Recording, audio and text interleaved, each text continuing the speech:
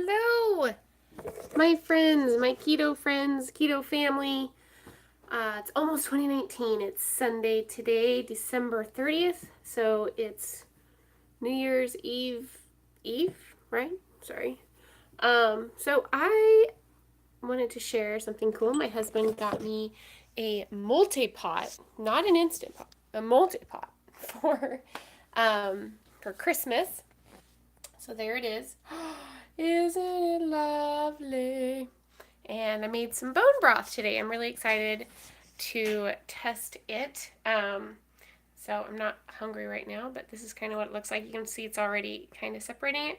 I got these cute little tiny jars for the bone broth because I don't need a giant jar of it all at once. And I'd rather just have something I can grab really quick, add some water to, and go. And so far, tell me your best recipe. So I stuck with the basics on this one. It's literally just bones and salt and the water. It's the recipe from Keto Connect. So I boiled the bones, then I roasted the bones, and then I put them in the crock pot or in the multi-pot.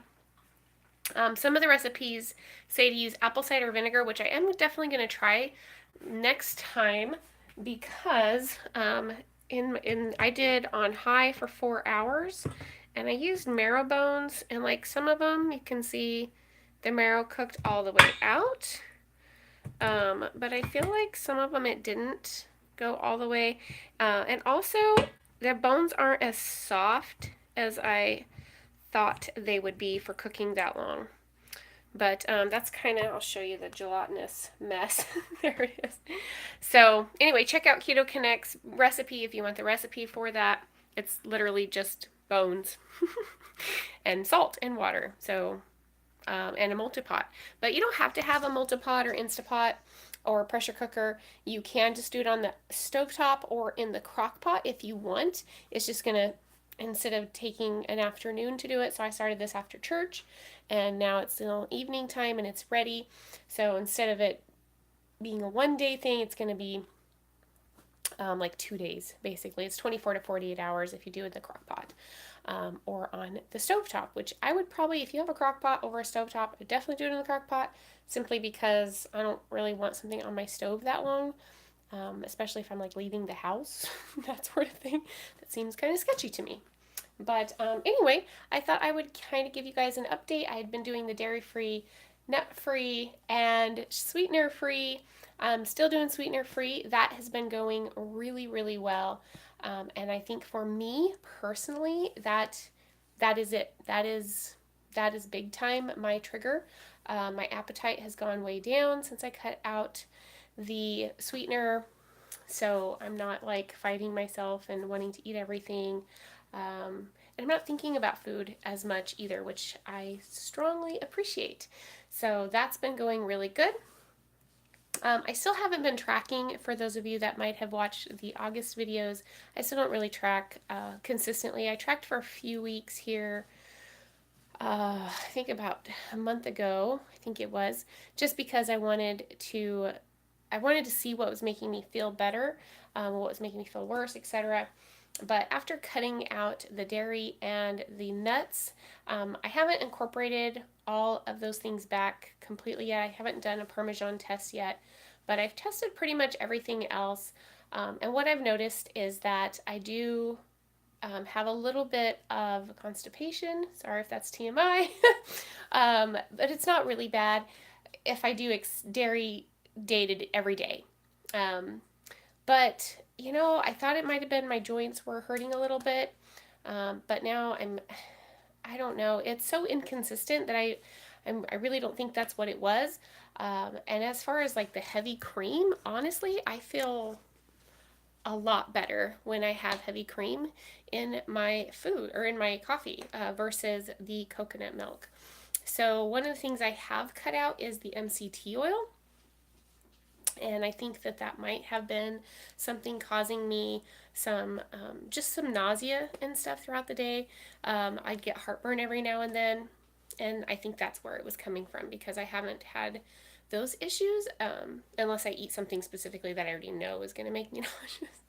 So there's that. As far as the nuts, I was actually off nuts for 4.5 weeks altogether, because I was adding the dairy back slowly. I was only doing one type of dairy back for 3 days, like a small amount, um, and then wait 3 days before I tried something else, monitoring, just doing kind of a mental food and mood record, not writing anything down, but just kind of noticing the way my workouts were, that sort of thing. And I did pecan butter yesterday. And I did notice that I was a little bit more, like my face was a little bit more flushed today. But as far as, I didn't put the salt in them this time. So as far as like the bloat and things like that, I didn't experience any of that. And I didn't do a little, I did a lot. I did like a quarter of a cup of pecan butter yesterday with celery because that's what I was craving super badly. So, and I didn't have any problems. So for me anyway, it looks like at least pecans. I know I have some issues with some of the other nuts, but I'm gonna try macadamia nuts probably in a couple days and see how that goes. Uh, but like I already know that I have issues with almonds. I don't need to test that again. But yeah, so that's kind of where I'm at as far as all that goes. I'm gonna make an appointment in January to see a naturopathic doctor to try to get my hormones worked out. So I'm excited about that for 2019 because I think that's gonna be what helps me in that final stretch of kind of getting to where I want to be.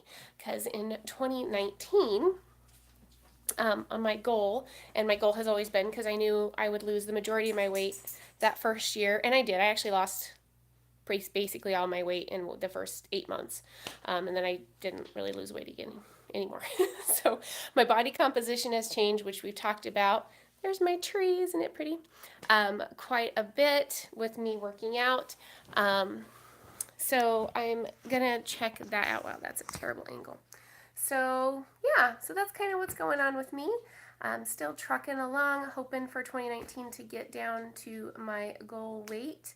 And for me, it's not necessarily just the number on the scale, but one of the reasons why I would like to be, like, I would really like to see 145, honestly, on the scale. And the reason for this is because as women, our bodies do fluctuate throughout the month. So for me in my head, it's not because I think that I'm going to stay at 145 because I know I'm not. I know I'm going to range between 145 and 155. It's about 10 pounds.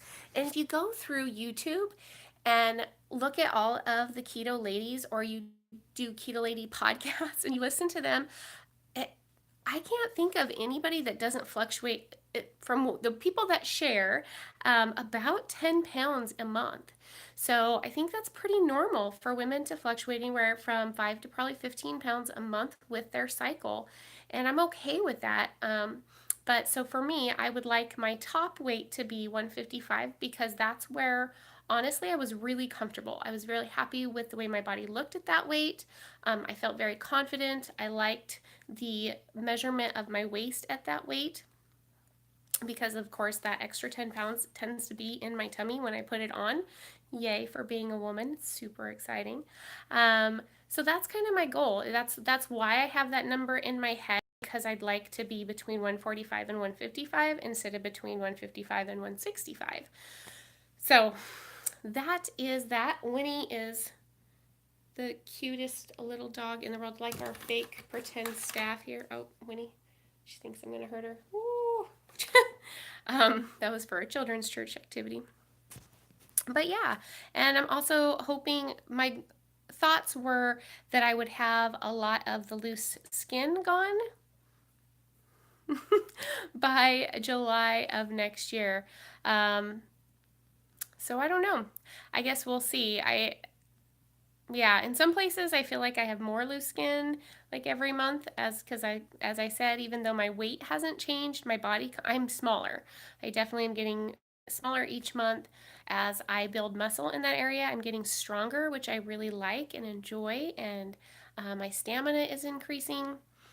But in some places I feel like I have more loose skin, like in my tushy and in the back of my legs. But in like my arms, I do feel like that's getting less, but I also think that some of that's because it's not all just skin, it's also still some fat in there. I don't know. I don't know about that, but that would be ideal, is to have a lot more of that loose skin gone and to reach my goal weight in 2019 of 145, and not necessarily stay there, but just be in that nice comfortable range of 145 to 155. So yeah, I hope you guys are having a wonderful holiday, spending some time with your families. It was great. I did have my kids come up and spend the holidays with me, and that was really, really spectacular. But my daughter's already back where she lives now, and so I miss her.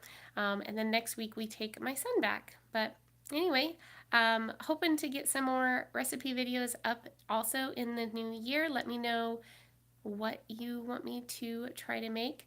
And the next live video, I'll probably have some really exciting news to share with you about my husband. All right, have a good night, guys. Bye.